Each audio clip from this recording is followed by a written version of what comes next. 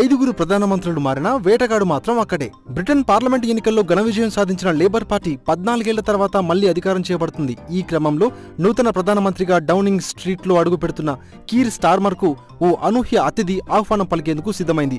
అదే ల్యారీ అనే పిల్లి.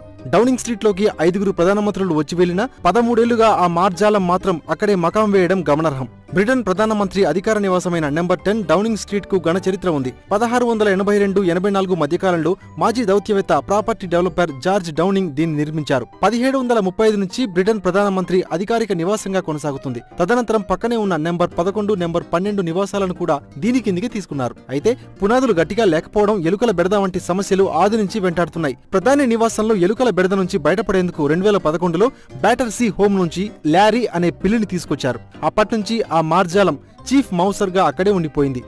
ల్యారీ కోసం సోషల్ మీడియా ఎక్స్ లో ప్రత్యేకంగా ఓ ఖాతా కూడా ఉంది. దానికి